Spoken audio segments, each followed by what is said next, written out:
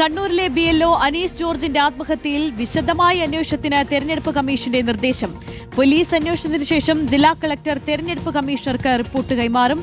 BLOമാർക്ക് ജോലി സമ്മർദ്ദം ഇല്ല എന്നാണ് തെരഞ്ഞെടുപ്പ് കമ്മീഷന്റെ വാദം. അതേസമയം സംസ്ഥാന വ്യാപകമായി പ്രതിഷേധിക്കാനാണ് ജോയിന്റ് കൌൺസിലിന്റെയും NGO അസോസിയേഷന്റെയും തീരുമാനം. കളക്ടറേറ്റുകളിലേക്ക് ഇന്ന് പ്രതിഷേധ മാർച്ച് നടത്തും. അനീഷ് ജോർജിന്റെ സംസ്കാരം ഇന്ന് നടക്കും. റോഷിപാലും അഭിജിത്ത് മുഴക്കുന്നും ചേരുന്നുണ്ട് വിശദാംശങ്ങളുമായി. ആദ്യം റോഷിപാലിലേക്ക്. റോഷിപാൽ, തെരഞ്ഞെടുപ്പ് കമ്മീഷൻ നൽകുന്നൊരു വിശദീകരണം എന്താണ്? വലിയ രീതിയിലുള്ള മാനസിക സമ്മർദ്ദം അനീഷ് നേരിട്ടു എന്നത് കുടുംബം ഉൾപ്പെടെ സുഹൃത്തുക്കൾ ഉൾപ്പെടെ ഇന്നലെ പറഞ്ഞതാണ്. തെരഞ്ഞെടുപ്പ് കമ്മീഷന്റെ ഒരു വിശദീകരണമാണ്. എന്താണ് കളക്ടർ റിപ്പോർട്ടിലും ഉണ്ടായത്?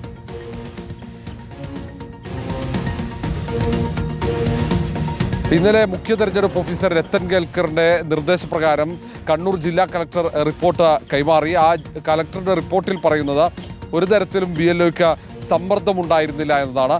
ആ സമ്മർദ്ദമോ SIRമായി ഒരു ബന്ധവുമില്ല ആത്മഹത്യക്കെന്നാണ്. അനീഷിന്റെ ആത്മഹത്യയുടെ കാരണം പോലീസ് അന്വേഷണത്തിൽ വ്യക്തമാകും. നിലവിലെ സാഹചര്യത്തിൽ പോലീസ് നൽകിയ റിപ്പോർട്ട് അടിസ്ഥാനമാക്കിയാണ് കണ്ണൂർ ജില്ലാ കളക്ടർ മുഖ്യ തെരഞ്ഞെടുപ്പ് ഓഫീസറായ രത്തൻ കേൽക്കർക്ക് റിപ്പോർട്ട് കൈമാറിയത്. ആ റിപ്പോർട്ട് പ്രാഥമിക റിപ്പോർട്ടാണ്. അന്തിമ റിപ്പോർട്ട് പിന്നീട് കൈമാറുകയാണ് ചെയ്യുക. ഈ പ്രാഥമിക റിപ്പോർട്ടിൽ പറയുന്നത് ഈ ആത്മഹത്യക്ക് SIRമായി ഒരു ബന്ധവുമില്ലെന്നാണ്. ഒരു തരത്തിലും ഉദ്യോഗസ്ഥന്മാരുടെ ഭാഗത്ത് SIRമായി ബന്ധപ്പെട്ട ഒരു സമ്മർദ്ദവും ജോലി സമ്മർദ്ദവും ഉണ്ടായിട്ടില്ലെന്ന് ജില്ലാ കളക്ടർ റിപ്പോർട്ടിൽ ചൂണ്ടിക്കാട്ടുന്നുണ്ട്. ഏതായാലും ഈ റിപ്പോർട്ട് ഇന്ന് തന്നെ മുഖ്യ തെരഞ്ഞെടുപ്പ് ഓഫീസറായ രത്തൻ കേൽക്കർ മുഖ്യ തെരഞ്ഞെടുപ്പ് കമ്മീഷണർക്ക് കൈമാറും. മറ്റ് നടപടികൾ തീരുമാനിക്കേണ്ടത് മുഖ്യ തെരഞ്ഞെടുപ്പ് കമ്മീഷണറാണ്.